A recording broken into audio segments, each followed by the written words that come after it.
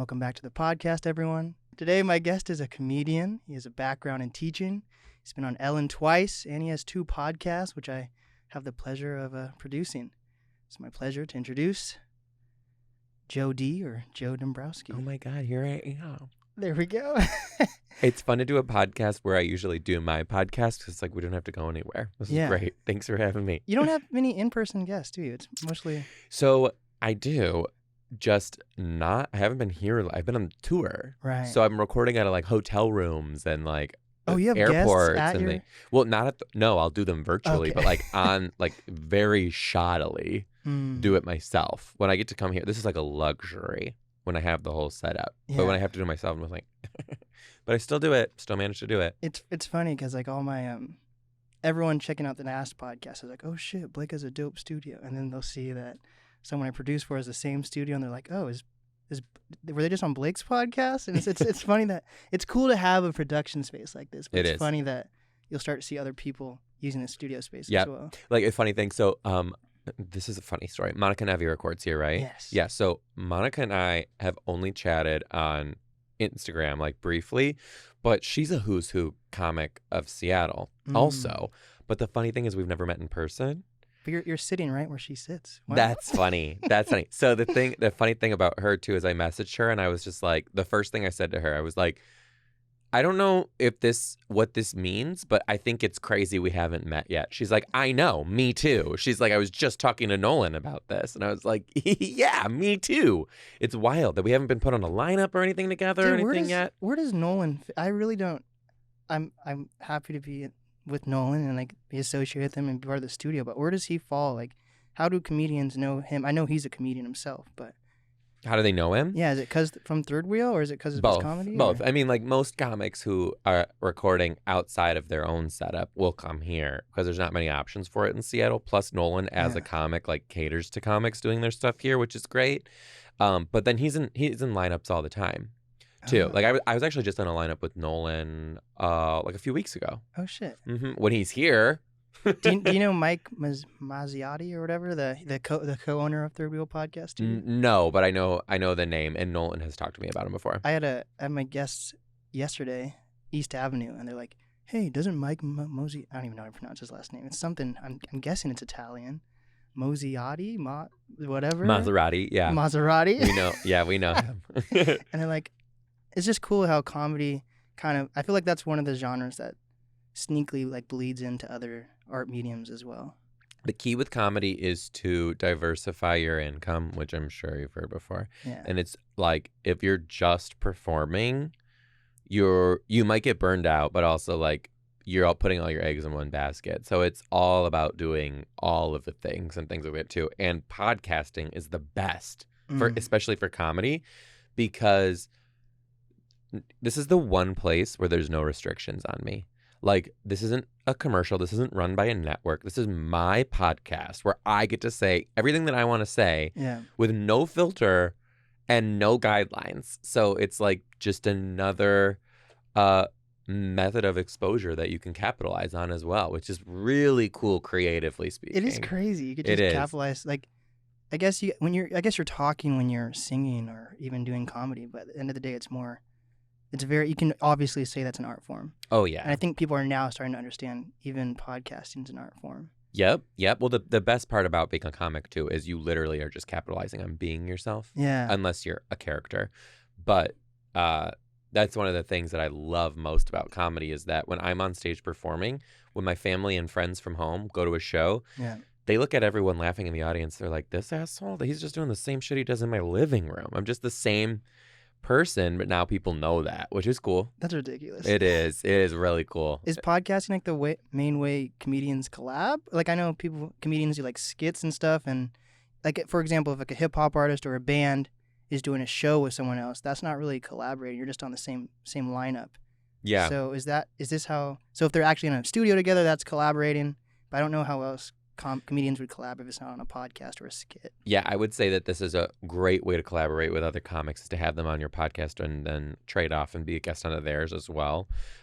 Being on a lineup together you're also doing your own thing, so I wouldn't call it a collaboration unless like I host the show and I'm booking my own show and I would love to have you on my show. Like those are really important connections to have too in comedy.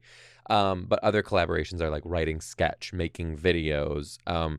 We'll give each other tags and write stuff together. Like Orlando, who I just had on mine, like he will watch my set when I'm on and just be like, well, I got a something for you That's so that I dope, thought though. of. Yeah. And I'll do that to other people as well, just because like comics understand it. And it's great to see your set from somebody else's eyes to make it better, which is a cool space. Not everyone's down for that though. Yeah. Not everyone's into it. I feel that. So you're not originally from Seattle, though. No. You're here in Seattle now, but you're from like Michigan. Yeah, I'm from Detroit. Detroit. I am from Detroit. I came up in the Detroit scene, which was gritty and hard. What do you mean by gritty? Like actual humor gritty, or just like the people? Or Yeah. So the overarching theme of Detroit is this saying that's well known in the city, which is Detroit hustles harder. Have you ever heard of that? But it's true. Like it's a hard grind.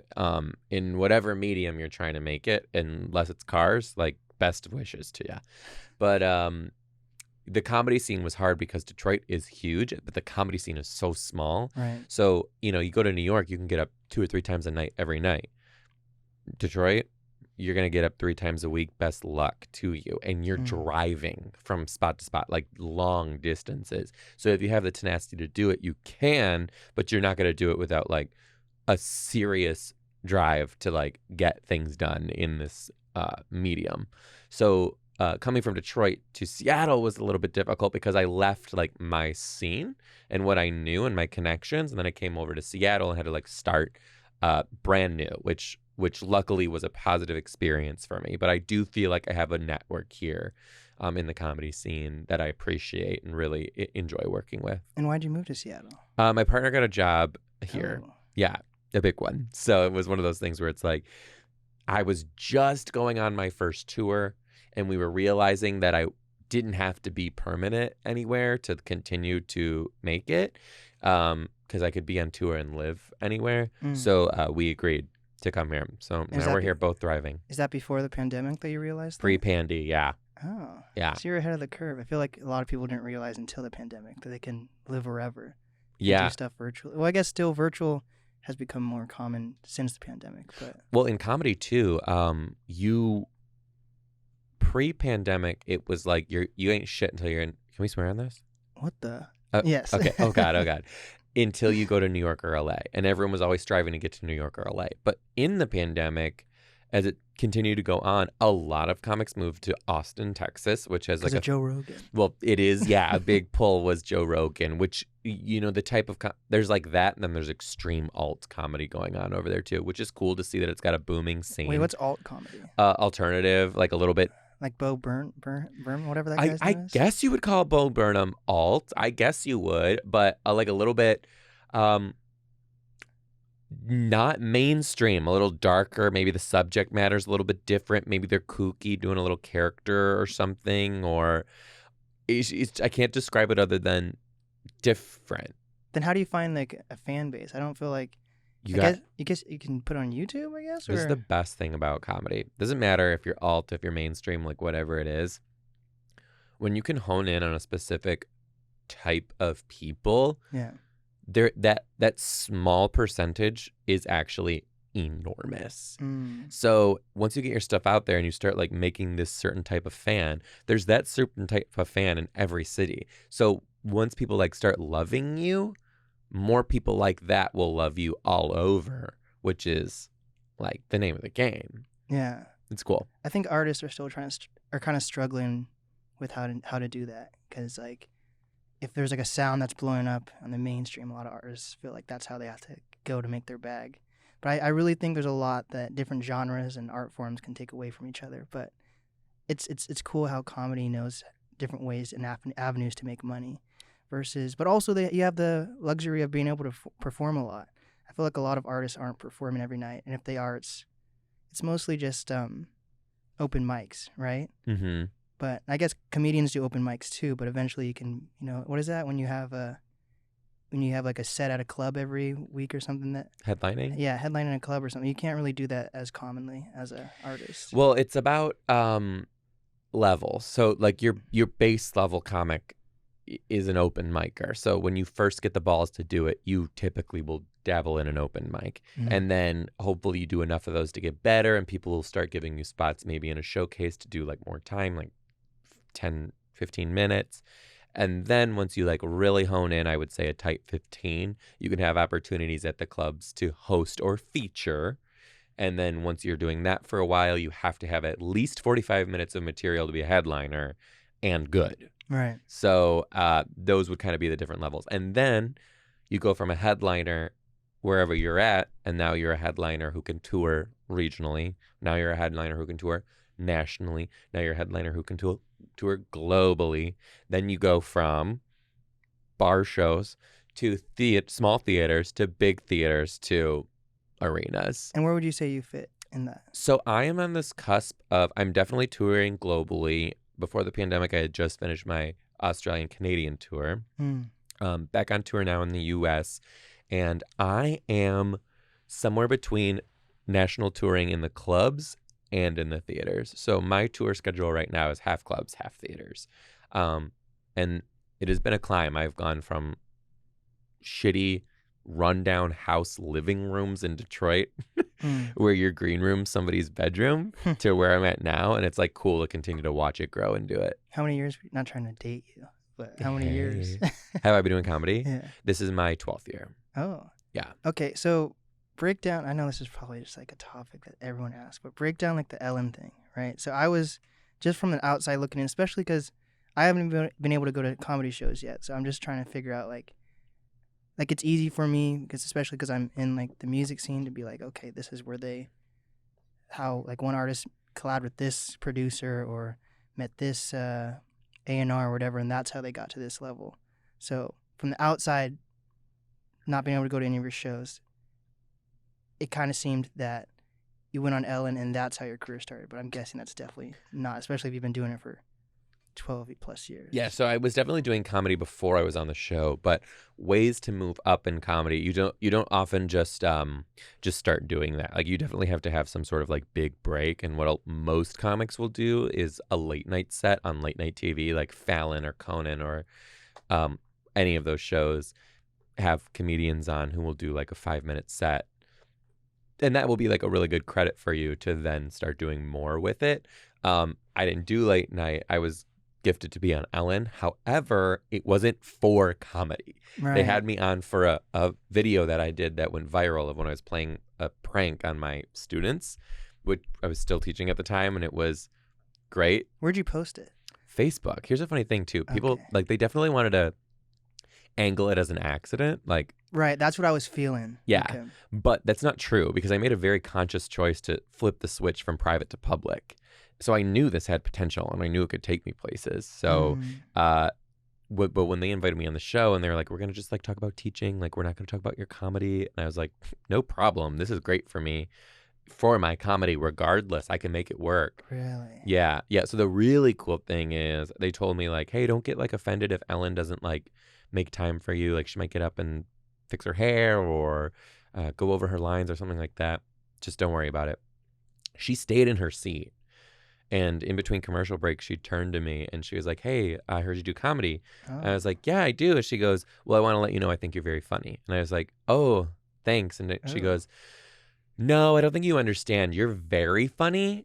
You need to do something with that. And I was like, oh my God, this person who I've idolized forever is telling me that I have potential in this field. And that's what lit a fire under my ass to go even farther.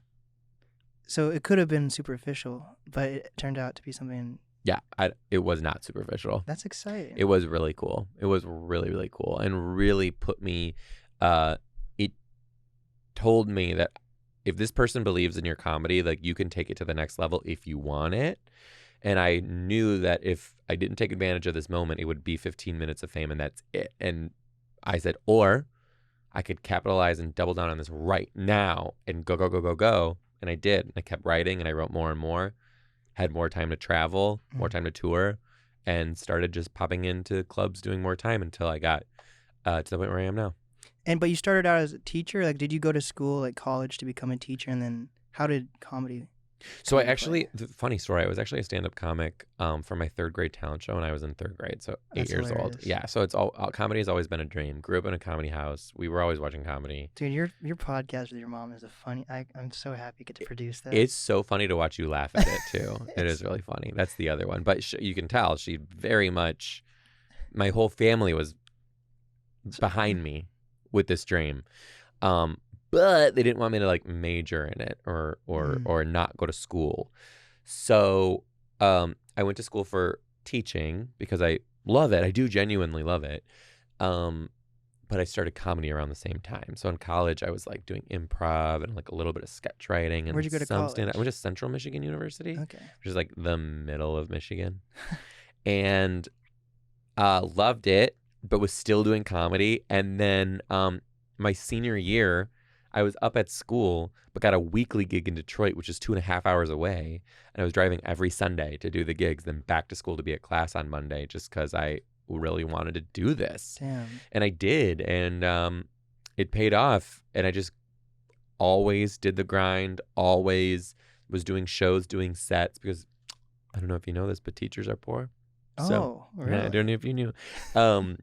But being able to do like $10 spots, $20 spots was letting me put gas in my car so I could physically get to work, because I would spend, like, my first paycheck would come in and I'd spend it on all my bills. And then the day after I'd have my paycheck, I'd be like, do I put gas in my car or buy groceries? Like, this is, and that's not an exaggeration for humor. Like, that's where my life was. So doing comedy gave me a little bit of money to just ride that edge out and live. That's crazy. It is crazy. It's really crazy. I feel like so many people feel like people just blow up overnight, you know? It takes 10 years to be a hit, right? Damn. Yeah, 10 years to be an overnight success, I think is the saying. But you had no idea you'd end up on Ellen. Like, what did you expect with when you made it public, like your post, was it just to have more teachers see? Or like, what did you think was going to happen? I knew it would make people laugh, and I knew it would make a lot of people laugh, and I knew that it was timeless because there's always going to be April Fools. It's evergreen because you're always going to have teachers and students and funny relationships like that, and then it was appropriate, so it was highly shareable. And I knew with those elements involved, this had potential to be seen a lot of places. What that meant at the time, I don't know if I knew. Right. Did I think it would go as viral as it did? No. We had 20 million views overnight on that video. That's wild. I would literally at the time turn on the news, and I was on every single news station, just like, this funny video happened. Like, there's viral. Like, okay. Yeah. Like, let me tell you this right now. TikTok has ruined the mindset of what it means to be viral. Let's get into this. Because people will say, there are like levels to virality. You go viral within your niche, right? And then you go viral outside that. And then people hit 1 million views and they're like, I'm viral. I had this video go viral. You might have seen it. It's like, did you? Because then there's viral when your media goes into another source of media. So if your TikTok can go into, it's now being posted on Instagram pages, okay, you're doing something there. But when your video goes from wherever you posted it first to all sorts of media. So I was on the Snapchat like daily main page. I was on Instagram highlight reel on the Discover page. Like, this video was everywhere, and then went from the internet to news stations locally to news stations nationally. And that was Michigan at that. You were still in Michigan. Yeah. And then I'm on like Good Morning America, and then I'm getting invites from this video to be on global television shows. Like, viral? That is like, and I'm not trying to toot my own horn. I'm just trying to paint the picture of like what like really going viral is. But now people on TikTok are like, oh, it's got 1 million views. I'm viral. I went viral. It's like, did you though? Yeah. And I don't know. I don't think a TikTok following holds the same weight as other platforms. 100%. So I hate TikTok, but like I've had some of my previous guests have gotten deals from TikTok, or like when I did my LA tour, I literally did one of my episodes out of a TikTok mansion. It was like they had their fucking YouTube plaques in their studio and everything. I recorded out of the studio. What was that like? That was so funny. But was it like, what house was it like? Oh fuck. Do you have TikTok? Yeah, a lot. Like, Do you?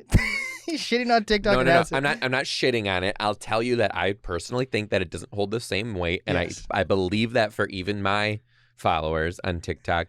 But I'm not going to sleep on those followers. My main Correct. motivation with TikTok is I know it's predominantly a younger fan base, and I'm always going to hone into the youngest fan base because they'll grow with you, and I'm always about the long term. Yeah. So I'm not going to sleep on it. I'm not going to take it for granted. I will continue to cater to those fans. But It's marketing. But That's tell what social you, media is yeah. marketing. TikTok actually helped blow my podcast up. That was really cool.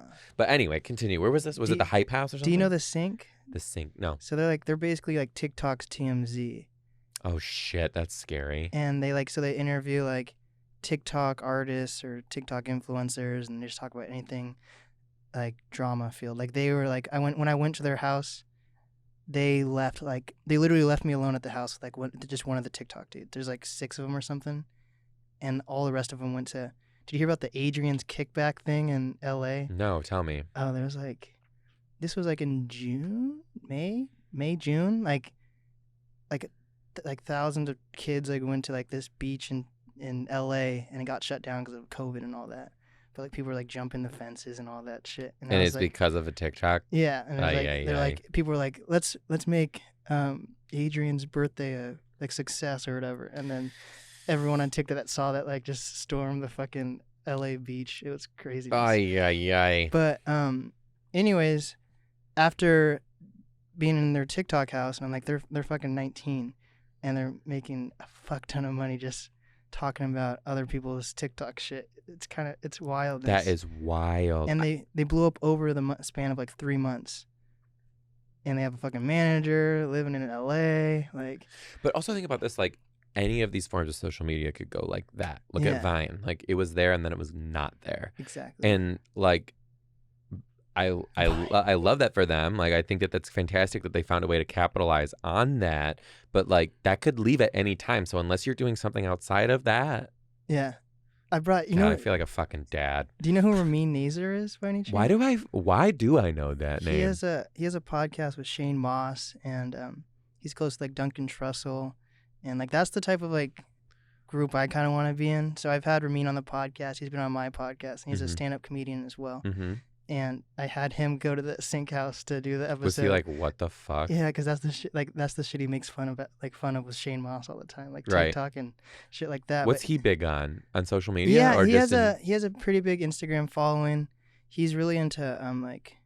Did you watch Duncan Trussell's like Midnight Gospel show? I don't think I did. What's his name? Ramin? Yeah, RAMINNAZER.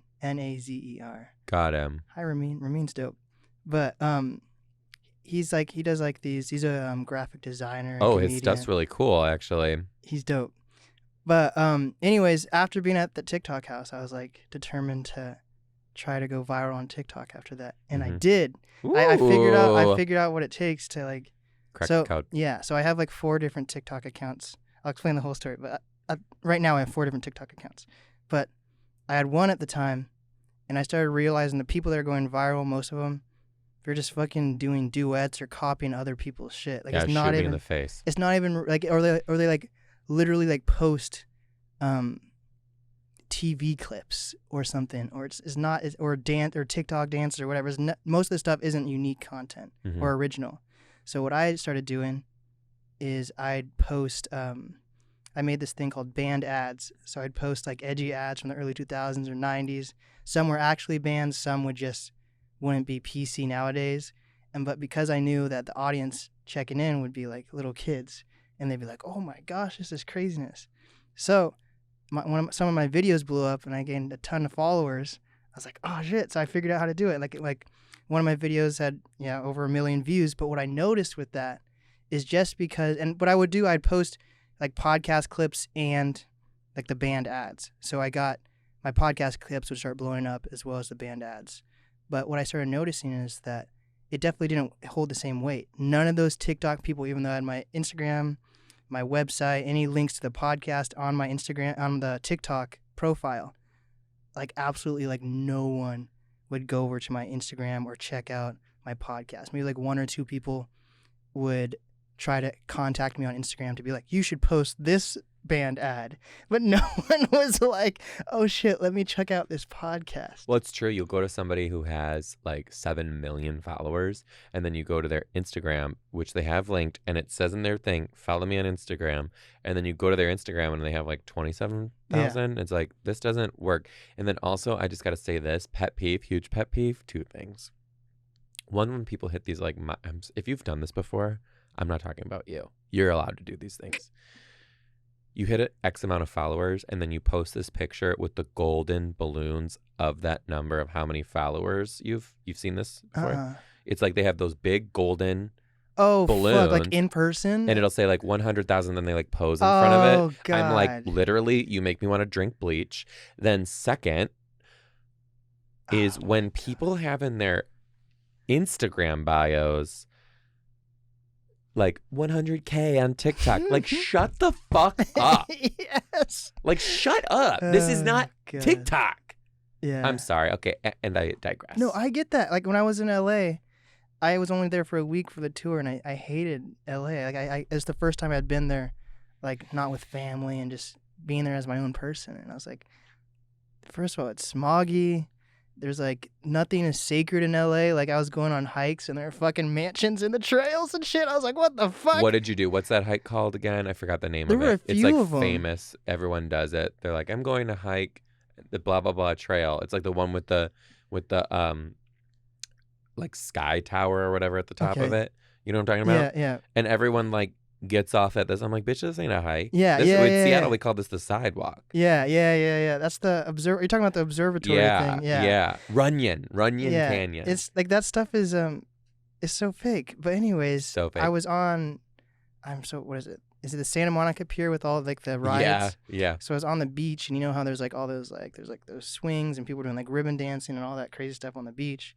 Like homeless people just chill out there. It's crazy people down there. It's dope.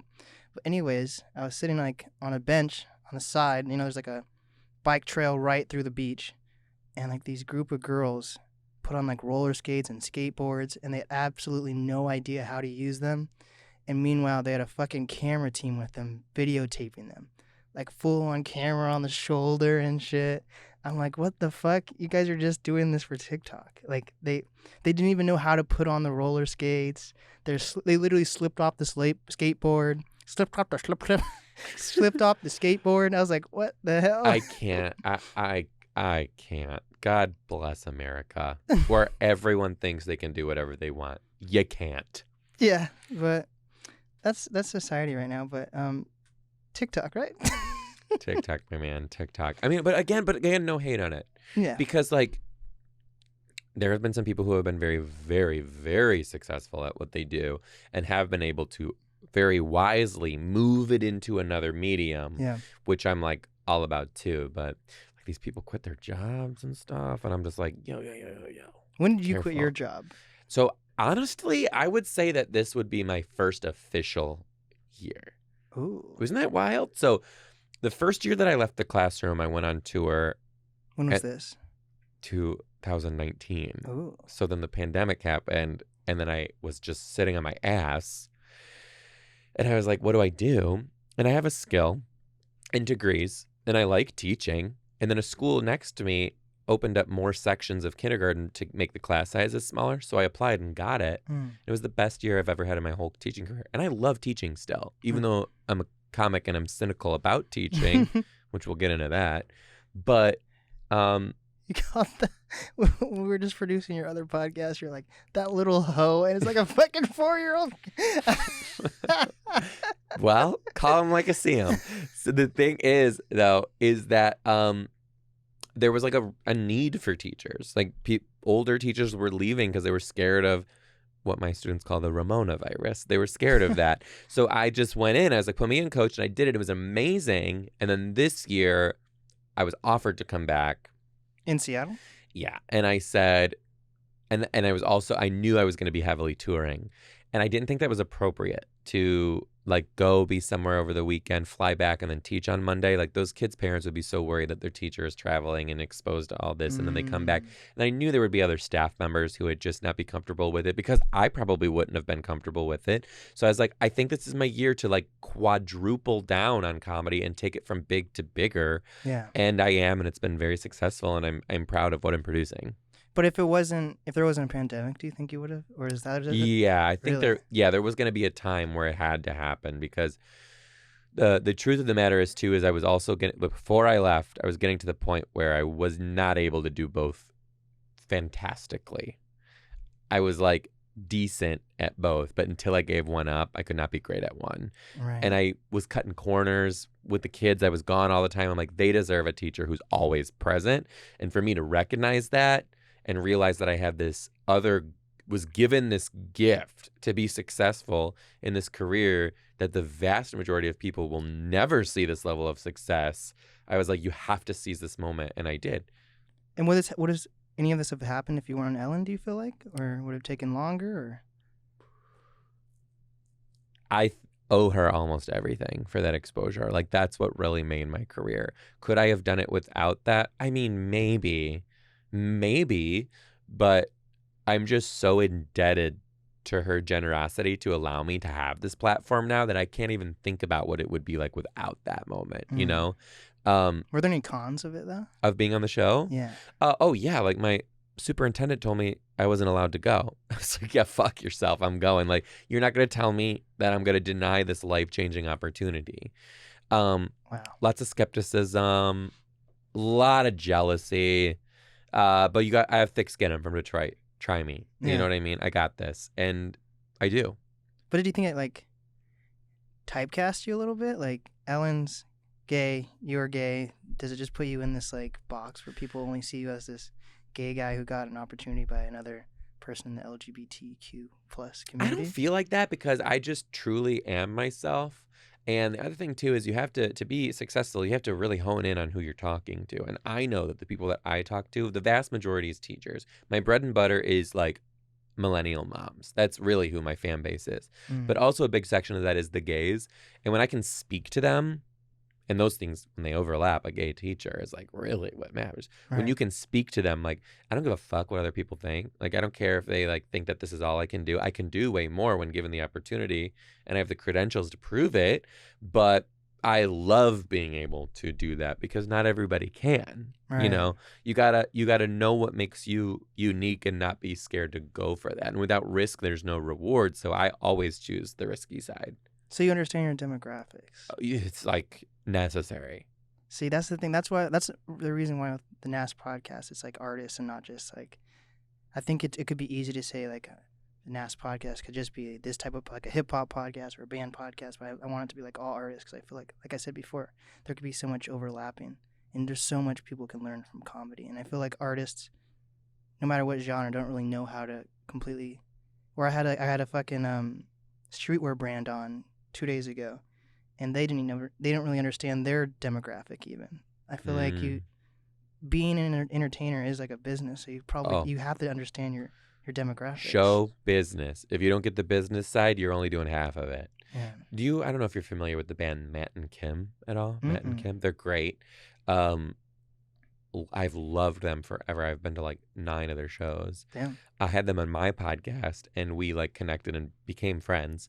But it was really neat to talk to them about like the similarities of like touring as a musical act and touring as a comedian. And we both talked about that moment where you play, like for them, it was Lollapalooza. And they said when they first did Lolla, they looked out there and just were like overtaken by, I can't believe this is real. And whenever I get on a bigger stage than what I was on this last, I am the same thing. I look out there and I'm like, this is nuts.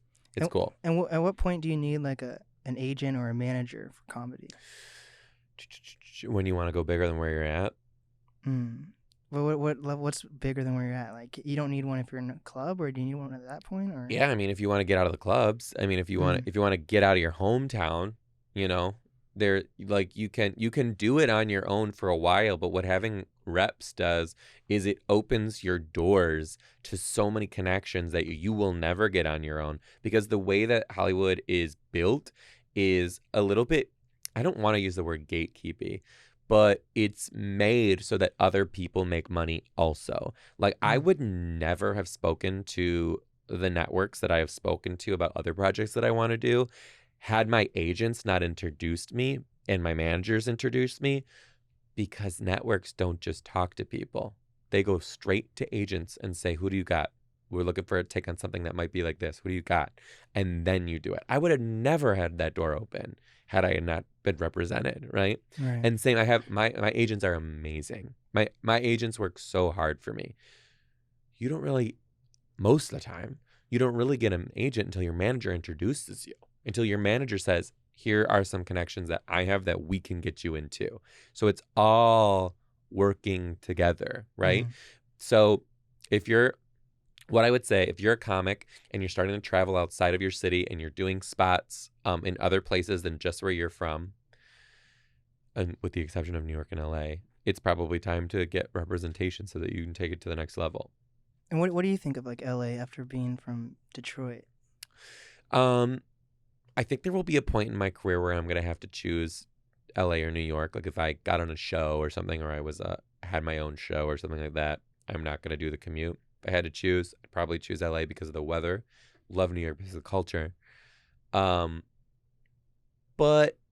it all depends on what you really want to do. Like if you really want to take your comedy and move out of live and start doing more like television or movie work, then you got to go to LA. And that's what you want to do? Or yeah, I've actually I'm in the process of writing a sitcom right now that will eventually be ready to pitch to networks if they want to buy it. But that's I'm gonna be spending months in LA to try to make this And do you happen. want to be on that sitcom, or you just it's like the blueprint is loosely based on my life. It follows a gay teacher who has to navigate that and is closeted when they're at work, but not in their regular life.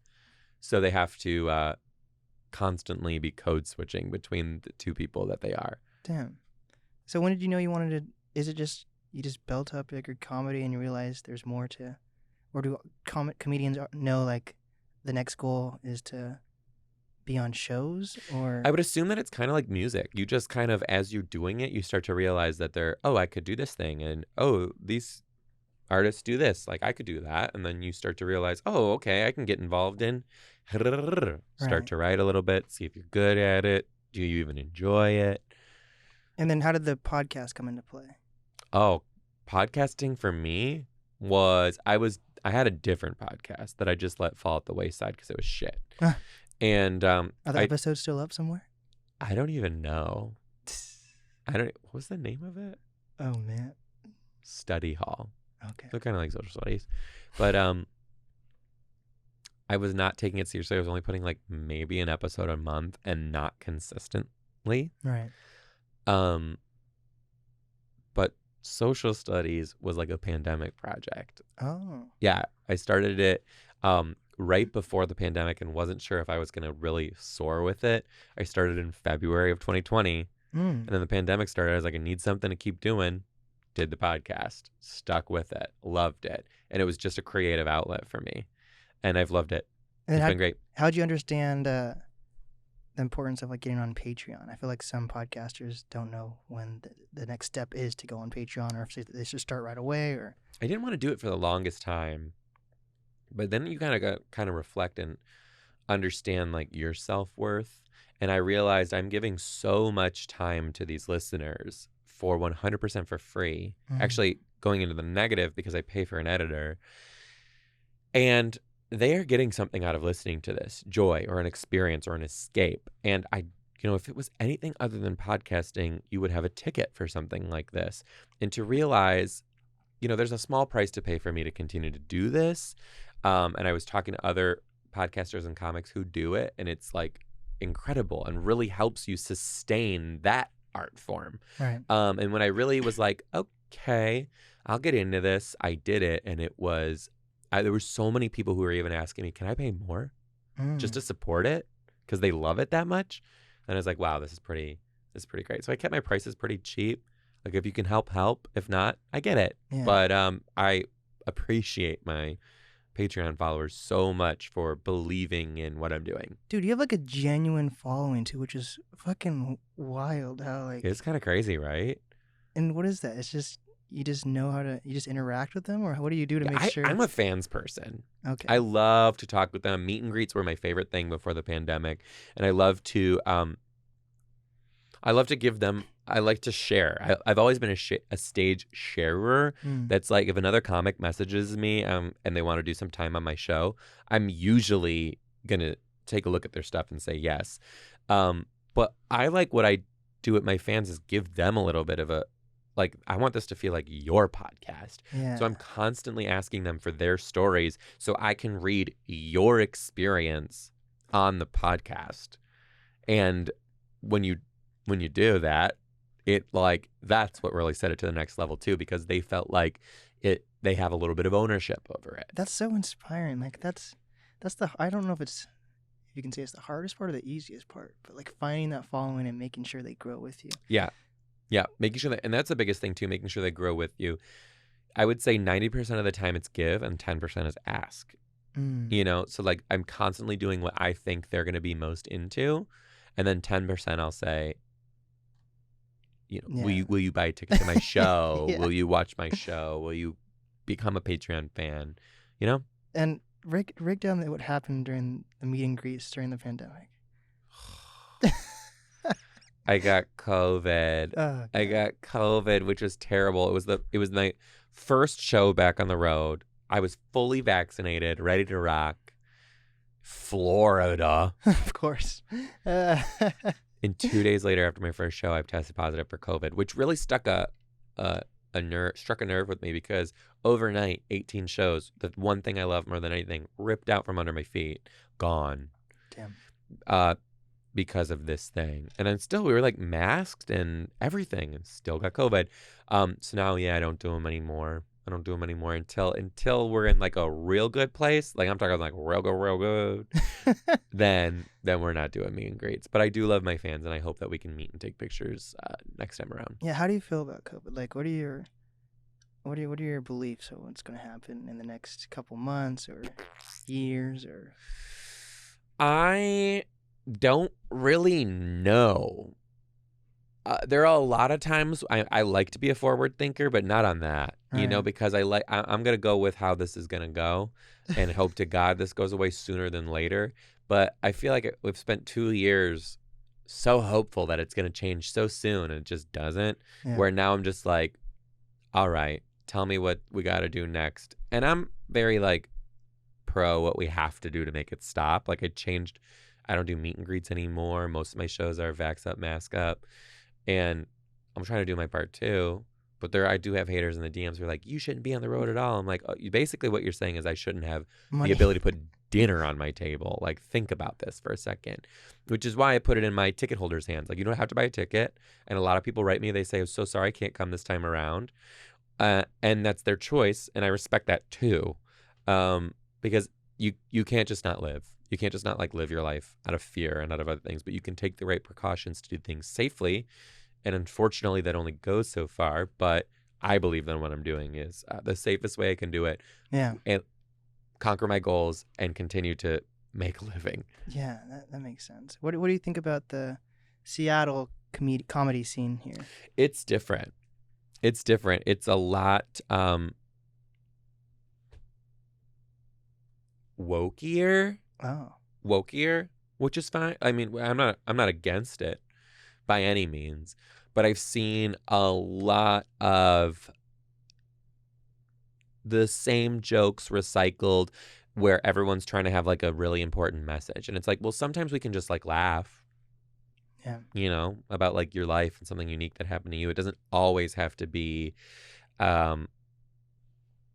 have some deep impact, which when it does and it hits, I think that's fantastic. But I feel like a lot of the times some comics try to do what they think people are going to like more than what they can produce, which Seattle being so amazingly liberal as it is, I feel like they just try to like tap in what they think these people will enjoy. Right. Where it's like, just be you. And whatever that is, they're gonna love it. And you don't have to worry about that because you're right from your experiences. So That's literally what I talk about. Just like gay teacher walking the world and what happens there. Do you think in the future we'll eventually not have to say like gay, straight, or whatever? We'll just be people? Yeah, maybe. But also, like, I don't mind it. Like, I think I like the things that make people different. Like, I thrive off of like learning like why you're different than me, and like how have you seen the world? And I think that's cool. So I think like if everyone like honestly was the same and there was like no difference in people, that it seems like so vanilla, like so boring to me. You know, I think like culture is why we understand the world and why we enjoy it. You know. But maybe if there's like more equality, there'll be like different culture that comes out of it. Potentially. But being unique is amazing also. True. You know. Well, do you have any advice? You've dropped a lot of gems, and I think I've had a good time talking to you. I had a good time talking to you. Thanks for having me on. I really appreciate it. Yeah. No advice other than, you know, be yourself, I guess. And that goes for music and comedy too. You know, you said earlier too, a lot of people like hear this specific sound and like try to resonate that to get popular. And it's like, I feel like in any walk of life, if you do you and your shit's unique, like that's when that shit pops. Like there are not a lot of other comics who talk about teaching like the way I do, which is why I think my shit works. Then it's even more micro-specific gay teacher, you know, and I'm just doing me. If you just are true to you, like you soar. But other than that, check me out online, Mr. D ×3 on all social media. That's my website. Why ×3? I do lie to people sometimes and tell them I'm a triplet, but I like you, so I won't. I was teaching 3rd grade, and it rhymed. ×3, Mr. D ×3. There it is. There we go. Well, this is the NAST podcast with Joe Dombrowski. Thanks. I appreciate it. Thanks, Blake. There we go. And we did it. We did it!